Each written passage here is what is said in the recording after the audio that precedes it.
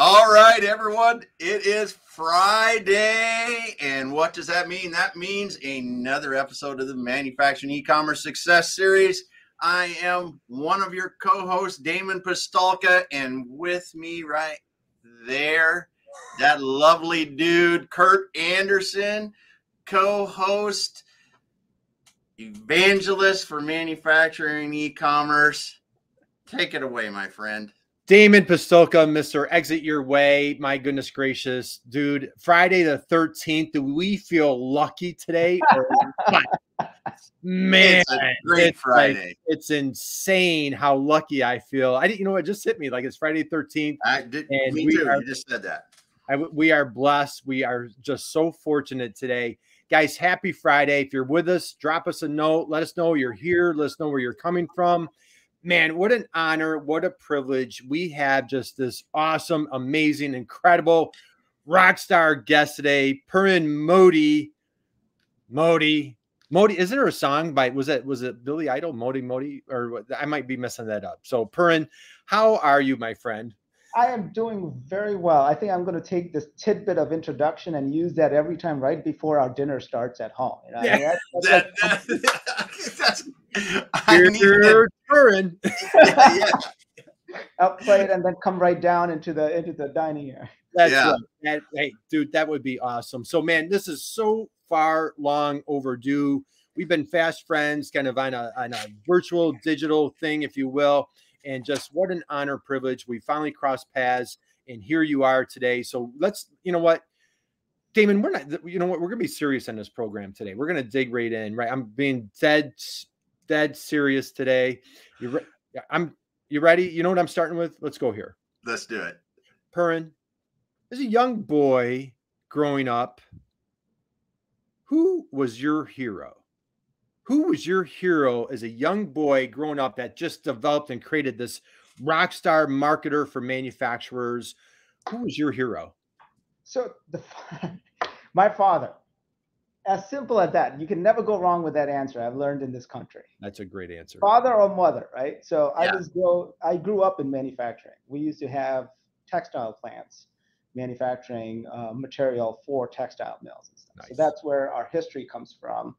And it's ironic, the path that I've taken. I know, Kurt, that's not the area you want to get into, but to me, life is interesting because I started out in manufacturing, grew up in manufacturing, but I was the black sheep of the family, went into IT, went into telecom, went into voice over IP and stuff like that.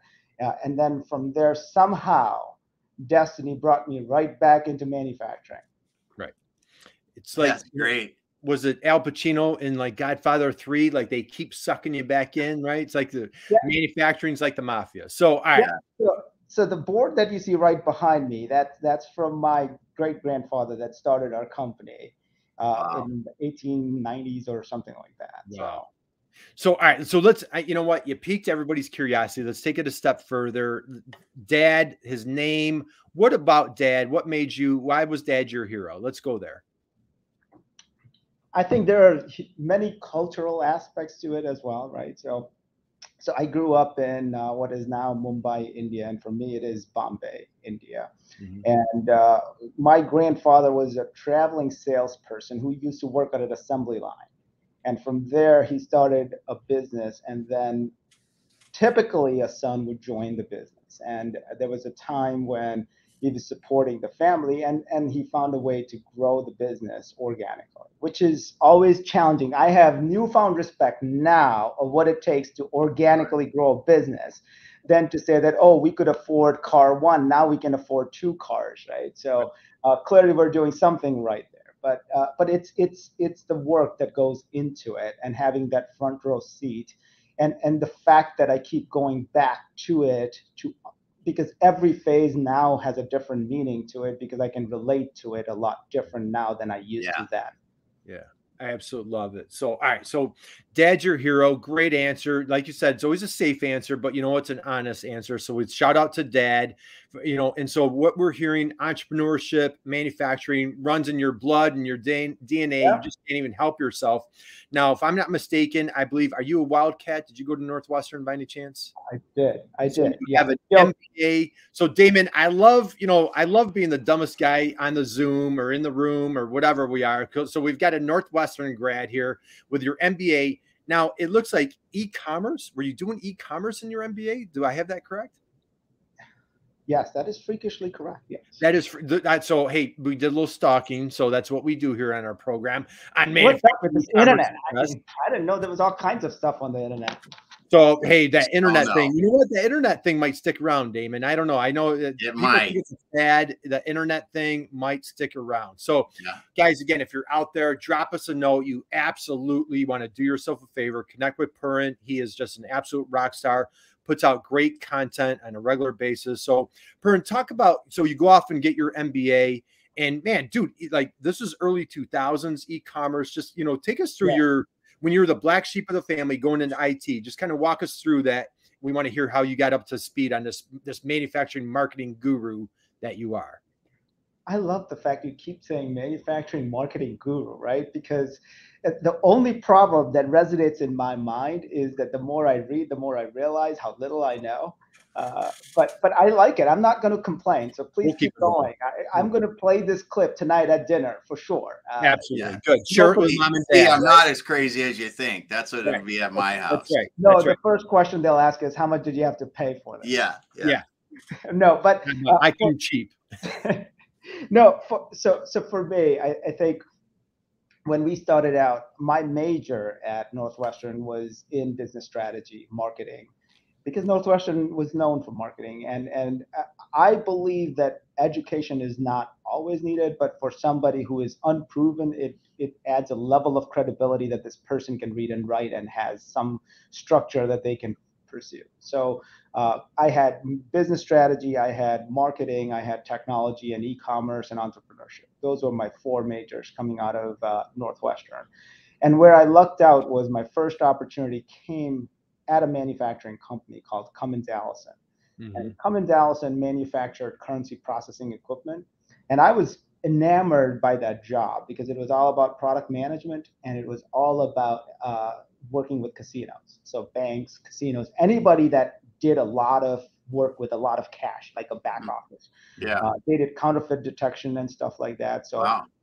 Oh yeah. So it was fascinating to see. And it's a very, at the time, it was a very engineering product driven company, right? It was very, it was way ahead of its times. And when I started working there, we would visit casino. I don't think there's a single property, Indian or otherwise, in this country that I haven't visited at least 4 times in a span of like 5 or 6 years that I was there. And everybody would ask me saying, like, I've seen Ocean's 11. Is the back office of the casino, like, is it just as glamorous as that? I mean, that was pretty cool, right? And I'm like, no. It's the antithesis of that. You are stuck in a room that is 10 by 10 or 20 by 20 with not even air conditioning sometimes, right? Yeah. And you're seeing your equipment run through millions and millions of dollars of cash and the protocol they follow. It is fascinating, but after 5 hours, if somebody has to use the gents or something like that, if they have to use the restroom, then everybody has to start all over, and it's taxing. Right. Yeah. So I started out from that perspective where we were looking at their product mix and what's the best go-to-market plan given the product mix and functionalities and things like that. And that was my first forte into product marketing. And from there, I went to a company called Reed Business Information.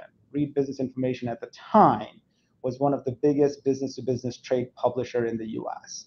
And in the U.S., their bread and butter was print ads. There was this small division within that large umbrella. And for those that don't know, typically they know the Variety magazine out of Hollywood. Most people can relate to that. That was one of their properties. So But they had different properties within manufacturing, like manufacturing, business technology, control engineering, plant engineering, and then in construction and so on and so forth. So our goal within that large umbrella, we were probably the mini pimple in that organization, to help them monetize the electronic assets that they had with regards to email marketing and so on and so forth. So my role there was primarily to help them develop a plan to monetize the advertising dollars on the digital side of things. So that was my true entry into pure marketing.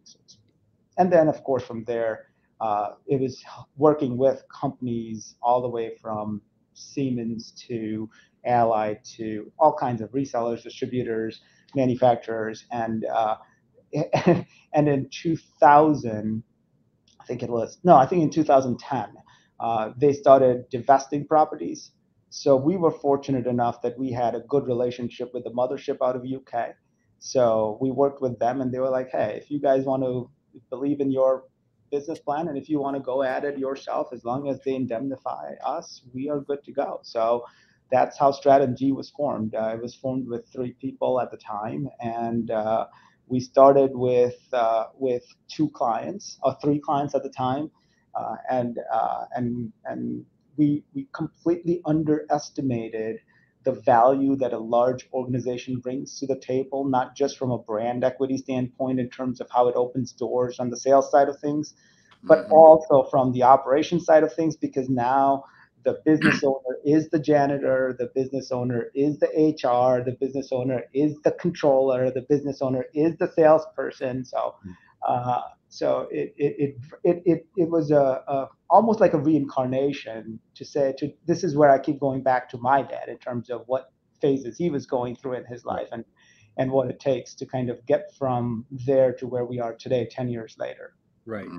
So maybe that was too deep an answer for you. So great answer, dude. So 2013, you take the leap, right? Was it 2000? Was there an epiphany? Was there a moment? But like, you worked at, Cummins Allison, worked at some great companies. I thought like 3Com or something like that. I saw on your list. Yeah. So you've had a great, you've got your MBA from Northwestern. So you're building out this great career. What was that leap of faith like? Was it excitement, nervous, scary? So to me, actually, I've always been taking a leap of faith, because when I was at a 3Com, I was in the pure R&D area. We were looking at deploying. We were one of the first or the second largest voice over IP deployment in the world. Oh, wow. So AT&T, MCI were deploying our equipment, even from the wireless side of things, wireless over IP, so to speak. KDDI, SKT, South Korea Telecom, and China Unicom and stuff were deploying our equipment. So I was in the core R&D piece of side of things. But what I learned at the time was we were a very product-centric company. We were not a sales-centric company. So I figured that there was an area that I was missing in the holistic view of what makes a business run. And that's what brought me to something like a Cummins Allison, to say, okay, product marketing requires some parts of engineering and then some parts of marketing. So it allowed me to kind of navigate. And for us to take that leap, it was always about, and I wish it was about the confidence that I had in myself. Although being a Northwestern grad, I did write up a business plan, honest to God. I did my degree good. I wrote up a business plan. It was about 45 pages, and I was like all puffy chested, swelling like a toad, saying, I'm guaranteed to succeed. And 3 years later, when I look back at that document, and the only word that comes to my mind is adorable. But for us, it was more about it's the truth, right? So I have no qualms admitting to it. So there was not an epiphany to go. What happened was, when RBI was divesting properties, we were going to get let go.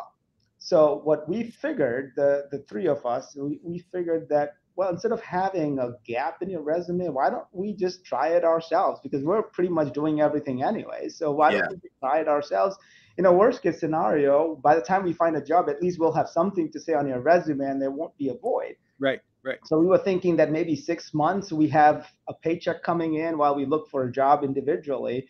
And that one customer went to 2, and the 2 went to 3, and the 3 went to 5. And we were like, maybe there's something here, and then initially we were spending 90% of our time on the job searches and not the customers. And then in 2 or 3 months, we started spending more time on the customer side and not on job searches. Yeah.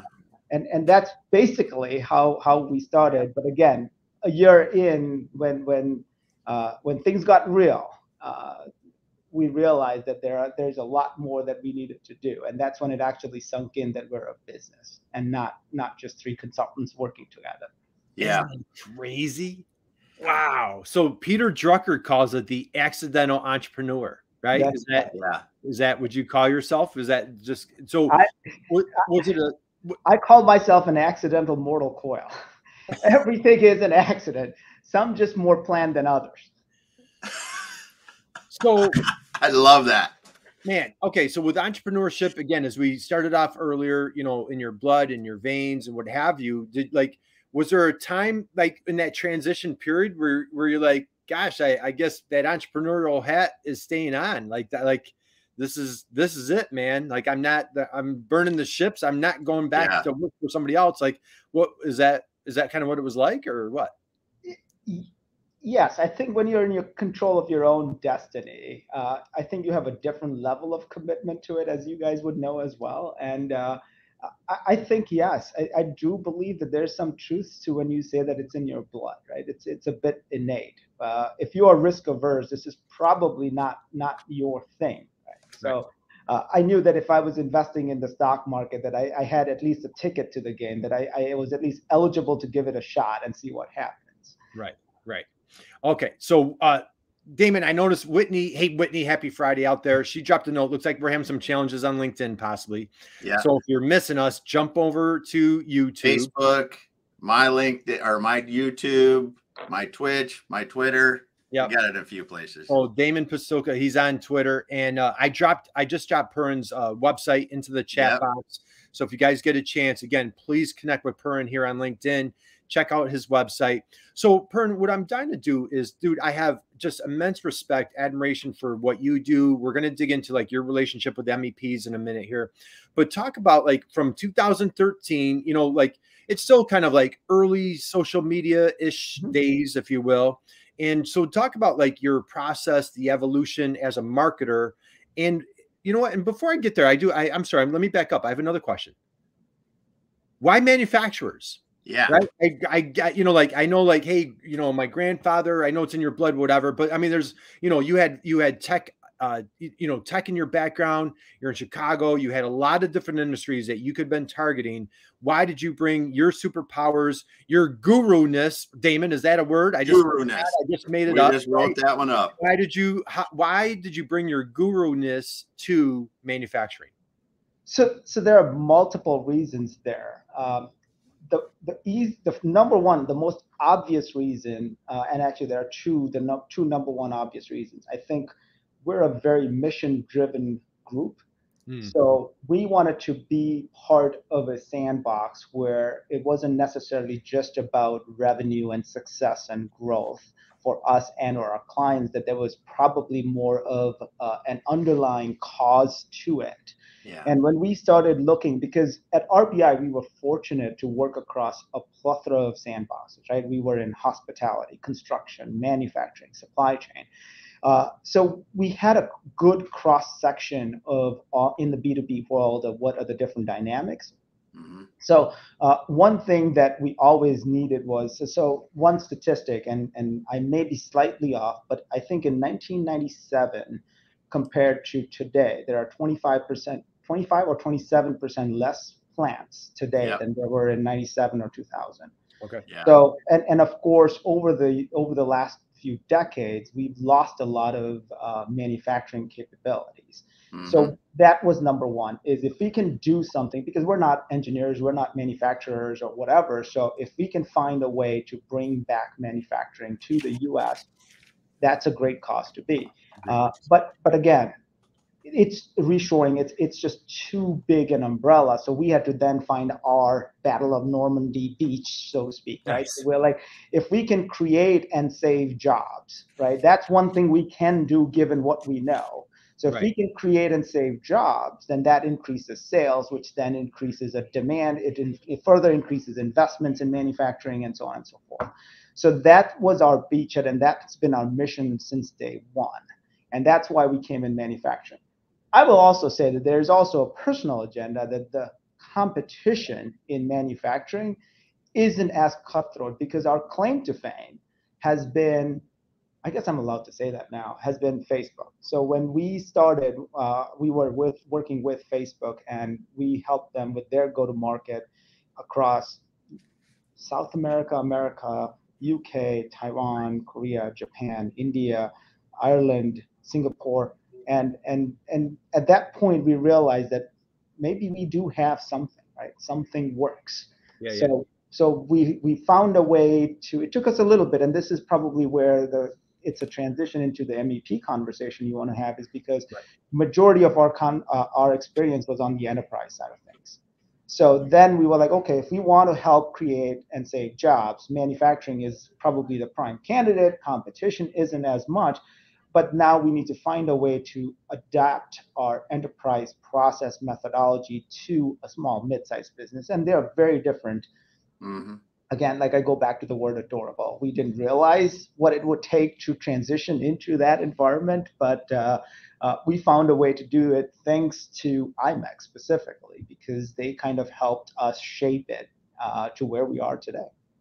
Okay, so let's hit that right. Let's just plunge into the MEP conversation since we're there. So for anybody that's not familiar with MEP, we're talking manufacturing extension partnerships.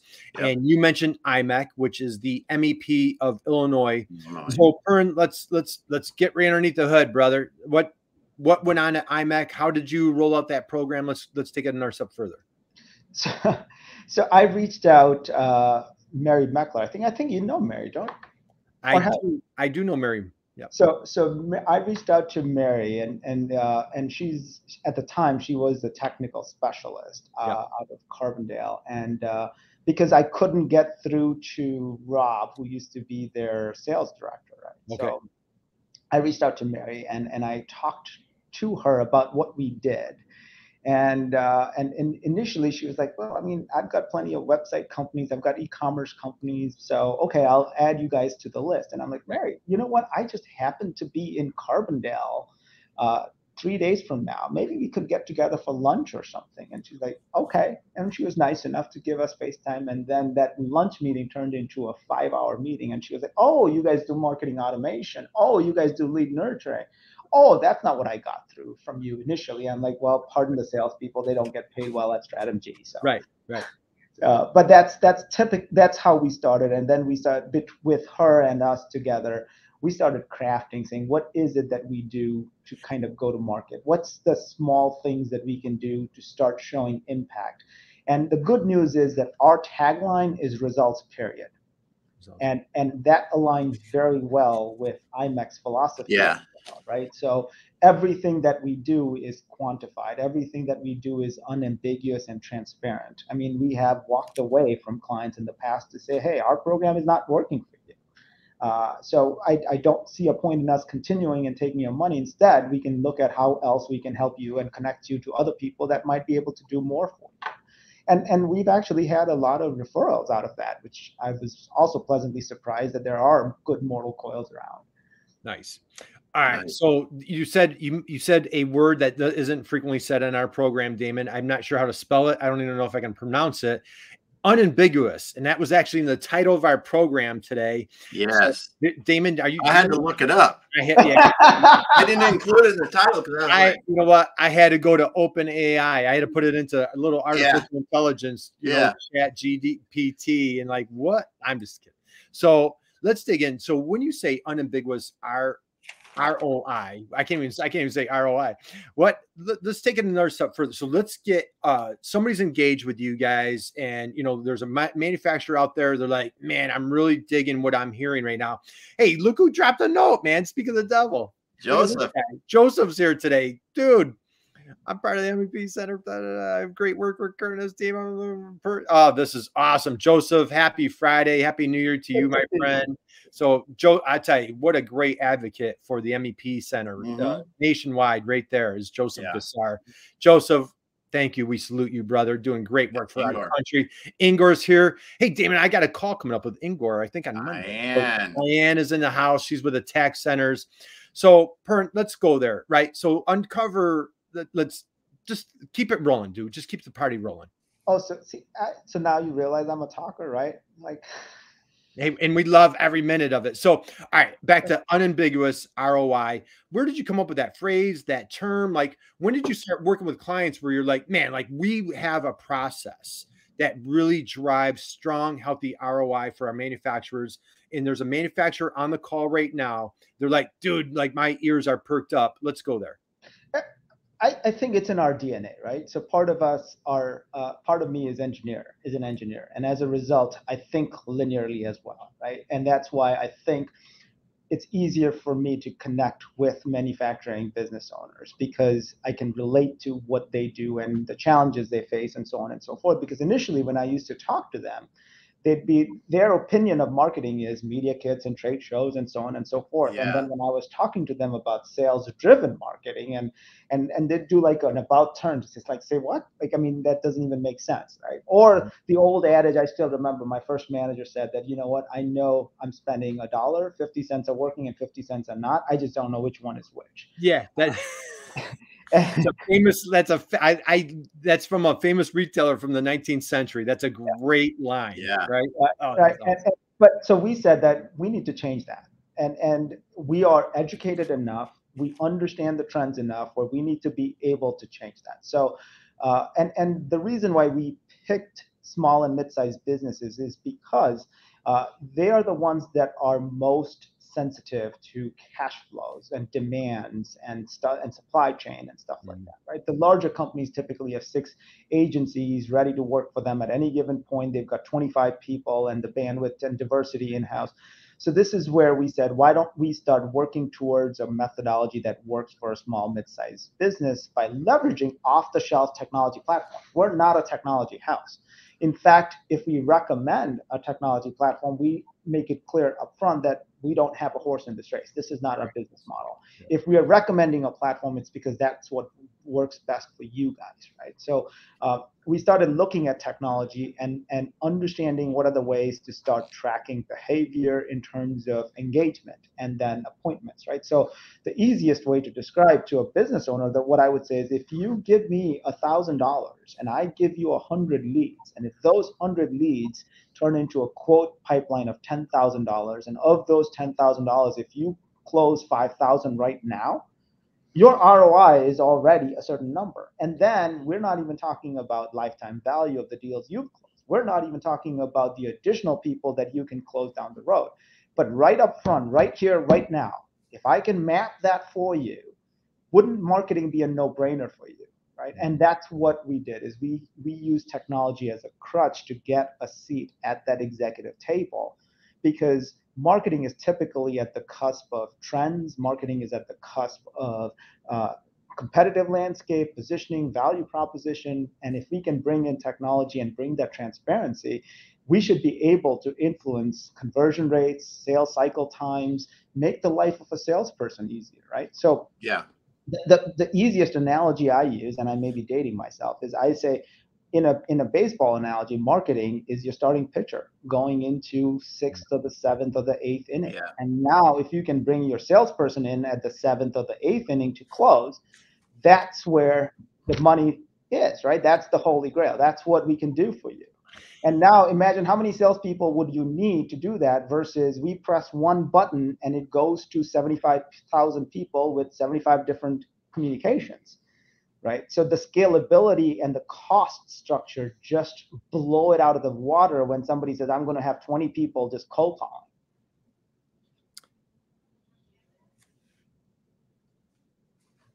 Parin, if you watch the show, we have what we call these little moments of silence. And it's when people drop the mic and we just need to like just savor what was just said. So, dude, when I just thought it wasn't humanly possible to love you a little more. You threw a baseball analogy to like 2 baseball fanatics, like we're ready to fall over. So this, like, but I'm a Cubs fan. Right? I might have to go back. I could use some empathy. I might have to go back. Oh, dude, you got 2016 in your pocket. So, so you're saying I have 100 more years to go now? you have 100. Well, no, not quite. Like 90, what, 93? Only 93 years ago. So, yeah. All right, let's recap that. What you just said. No, it was awesome. I was writing it down. I was like, oh my goodness. So John Baclino's in the house. John's like so good. Hey, I don't listen to myself talk all the time, so I'm not good at repeating. John, all right. So, all right, I'm going to recap. We can't let that one slip past, right? So your marketing is your starting pitcher that takes you into the 6th, 7th, or 8th inning. Your sales rep is the closer who comes in and that, like, oh my God, think of like Mariano when they would play like Sandman, right? Yeah. If anybody's old enough to remember that, right? So, all right, so you bring in the closer. Dude, that was so powerful. All right, let's keep this rolling. You're an SEO guru. Dude, you did tons of projects with IMEC. I know you had a monster 2022. Yeah. Like, what are some things? I'm going to be a little ambiguous. I know we're not supposed to be ambiguous. Some of the trends, like some of the things, the challenges, the frustrations. What are some of the again, like your superpowers? Your team comes in. What are some of the things that you feel that you helped conquer manufacturers put behind them? So now that problem's in the past. I think one thing that we do well is we challenge our partners. We challenge our clients. We're not there as a vendor coming in to say, here's our toolkit. We do website, SEO, email, paid ads, social. What do you want? Yeah. That's not what we do. The first question we ask is, clearly you want to grow sales. That's why you're talking to us. But how and why? Is the objective to offset seasonality? Is the objective to bring in more diversification? What are you trying to achieve, and at what timeline? Right. So we want to understand where their mind is at, because the last thing is I think Colin Powell, one of my other favorite heroes, at one point said, strategy is for amateurs, execution is for experts. Right. So if I'm going to come in and execute, if I'm not walking on a blueprint that I've bought into, then I'm not producing the results. And now at the end of the day, there are two people that are not sleeping well. Right. So I want to be bought into the strategy to make sure that there is a way to deliver on that. Right. And so more often than not, and that's where we're slightly different than a typical agency. Right. Our goal is not to just come to you, get a retainer, and keep the meter going on an hourly basis. Our goal is, when we started our relation, you said you wanted to do this month after month. Is the needle moving in that direction or not? It's simple. It's a yes or a no question. Either you're seeing sales, either you're seeing quotes, or you're not, right? So at the end of the day, that's what it comes down to. So the first thing that we do is understand what is the overall strategic business objective. And then the next thing we look at is, what are the in-house capabilities? Because I may want to grow my business 100%, but if I'm already at 75% capacity with no investments to grow, you are going to do nothing with those leads, and all my work is just going to go to waste, right? So I'm going to tell you, you don't need to spend that kind of money to generate that kind of a sales pipeline and not do anything with it. Right. So we talk about that. We talk about capacity. We talk about the product mix in terms of which products are more profitable and lifetime value and stuff like that. So we're very, very consultative. And from that perspective, then we come to them with a plan of action. And that plan of action is all about something that tracks metrics on an ongoing basis. So we set expectations up front that there are things that we can't do in terms of performance. You got to give us some runway, which is going to be a month or 2 months or 3 months or whatever. But this is where you should start seeing the needle move. And having that communication, that ongoing communication, and setting that right expectation. And Kurt, to your point, we've done this for 10 years now. Mm-hmm. And believe it or not, as surprising as it is, human minds haven't evolved that much in the last 10 years in terms of the anatomy of how they go about making decisions and how they get influenced and so on and so forth. Maybe our language or maybe our medium of choice has shifted a bit. So some, and actually a slightly tangent, a lot of manufacturing owners scratch their heads when I say that your traditional ways of selling still hold true. It's just the medium has changed, right? You still need to build that relationship. It's always trust first, and then the credibility to deliver on that trust, right? So people talk about product-centric stuff, and they try to rationalize the product when they're in a sales cycle, and we're like, you don't need to do that. You need to start the other way around. You need to get their trust first. because it's the amygdala in the brain that makes the decision, and then the prefrontal cortex comes in to rationalize all of that, right? So we help companies come up with an identity, right? A metal fabricator is not a metal fabricator from one to the other. A metal stamper is not the same. A precision manufacturing company is not the same. A powder coating is not the same, right? Injection molding, every one of them has a unique identity. So the first thing we do is help them carve out an identity for themselves.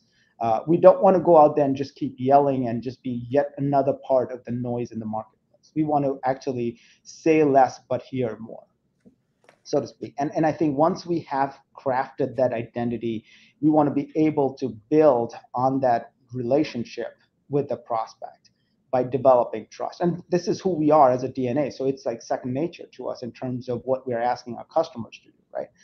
It may not always be evident in some of our social media and stuff when I kind of get distracted and let it go a bit. But so the point being is where it comes from is basically our DNA in terms of who we are. Maybe I should have just said that one line and be done with it. No, I'm still back on the Colin Powell thing. Strategy is for amateurs, execution for experts. I think we might have just become best friends with that. Now, Damon, so Damon, I don't know if you knew, like over the holidays, I hired an archivist for the show. So like we're tracking like all of our past. And so I'm going to check with our archivist. I'm 99.9% sure that nobody on this program has ever used the term prefrontal cortex. I don't even know if I'm 90. I'm going to check with our archivist, and we're going to go back to every single program. We're around 200 Parin. So, dude, that. Well, but we are in the business of influencing people, right? Yes. So it's important for us to understand. How about John Bellino? You mean you make it about, you listen to the customer and you make it about them? Dude, that was now, Parin, I don't know if any football fans out there. There was a national college championship on Monday, and I didn't watch it, but on Twitter they were talking about the national anthem was sang by Pentatonics, if I have that correct. Yeah. And everybody was just ranting and raving. It was one of the best national anthems, music to their ears. It was just so like everybody was just going crazy about how patriotic. They're like, could Pentatonics please do every national anthem from now on? It was just soothing. Dude, listen to you just now was like, I don't mean to compare you to the national anthem, so I don't want to go there. But dude, it was just like music to our ears. It was just like, trust first. Go take it. And I know I want to be mindful of everybody's time, but you're talking about product centric, versus building that trust. John Baglino, that's your jam right there, dude. Hunting relationships, giving trust first. Talk a little bit about, like, let's take it one step further, please, about like how you help folks kind of get out of that product centric mindset into the relationship building and the trust first. Yeah, absolutely. So the questions we ask are not the standard kinds of questions these business owners are used to, right? Because we don't necessarily, what we do get into is, what is your differentiator? And they'll say, oh, we've got a shop size that is 700,000 square feet. Our equipment is less than 5 years old, and our throughput is this and that. And I'm like, that's great. I understand you're passionate about it. It's perfect for you to be passionate about it. Mm-hmm. But guess what? That's just a ticket to the game. That's not your differentiator. Your differentiator is, help me understand how seamless do you integrate into the client process. If they're blueprinting something, how are you consulting? You tell me you've got 700,000 years of engineering experience and prowess and this and that. All great. But how is your client leveraging that? How easy is it for them to leverage that? How seamless is that integration in terms of what their challenges are and how you help them? How easy are you to work with in terms of project and status updates and delivery times and stuff like that, right? How accessible is your team? If you claim you've got these 700,000 hours of engineering prowess, are they easily accessible to the experts on the other side? Do they work hand in hand? Because that's where the rubber meets the road, pardon the pun. But that's where differentiator happens. That's where you are a trusted partner. How transparent are you to your customer about your supply chain? If you are not quite all set on supply chain, do you communicate that to your customer? Because it's very tempting to not do those things. And this is where they kind of shrivel back to say, but we've delivered 700 billion pieces in the last 75 years. We've been around for 175 years. And I'm like, yeah, but your competitor has been around for 250.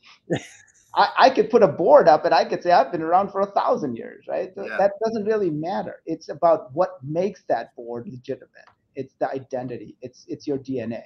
Actions speak louder than words, right? Well, Parin, just all right. More for the dinner table tonight. Are you ready? Are you sitting down for this? Are you ready? Damon, you ready for this one? Okay, so a couple things that people say about Parin. You ready? I was immediately impressed with his high level of honesty and integrity.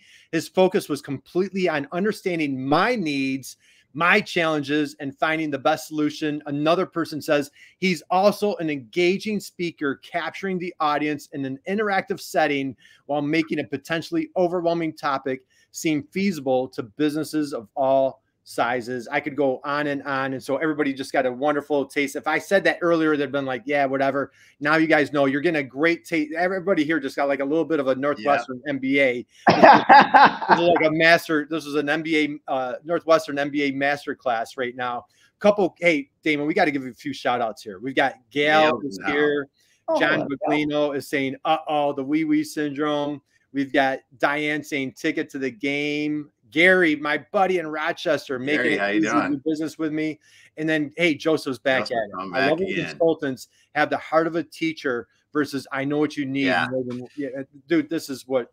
And that's cool. I mean, listening to you speak today, Parin, and it really, what Joseph says resonates with me too, because when people want to teach, it's the opportunity to really help, rather than tell what, you don't know what they need. And then anybody that thinks they do, I don't like that consulting approach. You see that, but when you're a teacher, you really are attempting to understand where the student or the client is at. So then you can help them appropriately.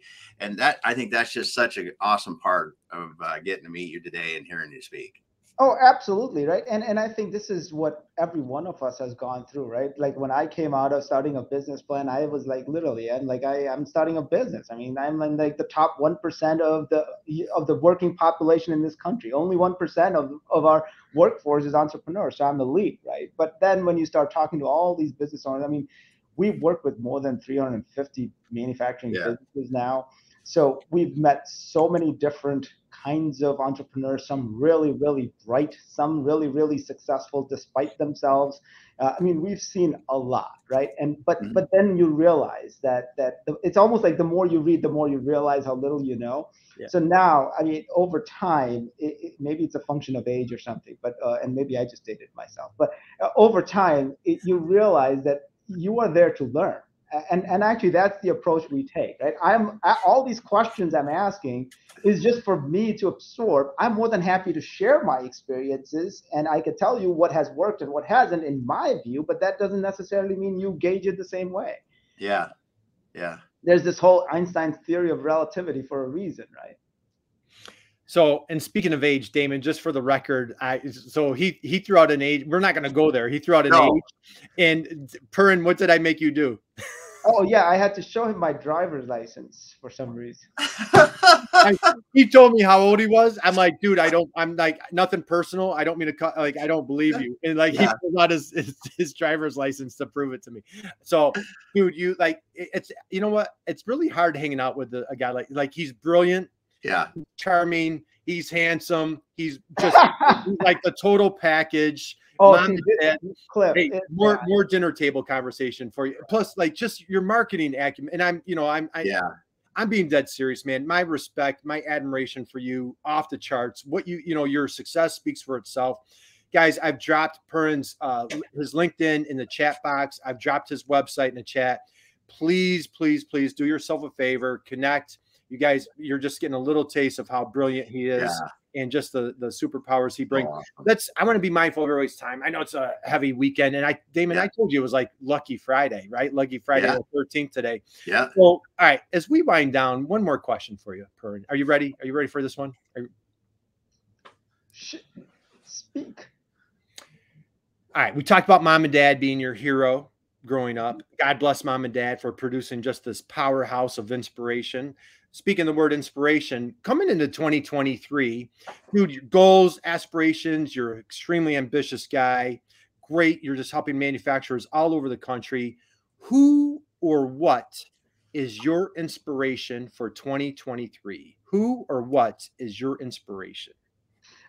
I think what is probably the easiest, I think, because we are at a cusp, almost at an inflection point where we can make some significant difference because there's, I guess I was blessed to be born overseas because now I have contacts overseas as well.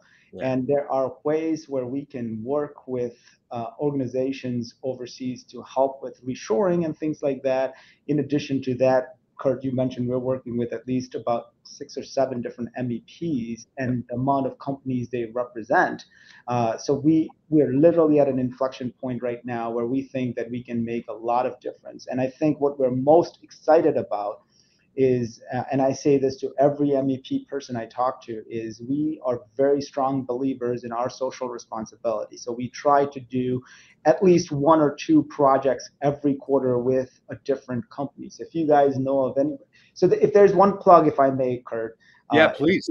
If you guys know of any company that is deserving of help, short on cash, needs help, we may not have the cash to give them, but we certainly may have the ability to help them generate sales or something, short-term wins, whatever. We will do whatever we can. We certainly have confidence in doing that. So if there's anything we can do for anybody you know, please connect us. Dude, that is inspiring, man. That's just that's inspiration right there. Man. So okay, Damon, I told he's it's hard to be friends with him. Like he's just he's such a great human being. I'm kidding. I am just, dude, your positivity is just your enthusiasm is just contagious. It just spreads. You're an inspiration, and we just appreciate you so much. So, guys, we're going to wind down. And so I'm going to give a big thank you, shout out to everybody who's here today. I know it sounded like we had a little LinkedIn challenge, but for those of you guys that popped in, Joseph, Gary, John, Gail, Diane, Ingo, everybody out there, thank you. Make sure you connect with Parin. Parin, any parting thoughts, any words of wisdom? We've got your LinkedIn profile out there. We've got your website. Anywhere else we could connect, or any last parting words of wisdom for everyone? No, actually, the only thing I will say, and I say this all the time on all my LinkedIn posts, if anybody has any questions, please don't look at us as an agency. Know that if you have a question, you want to brainstorm with somebody, use a sounding board, ping us.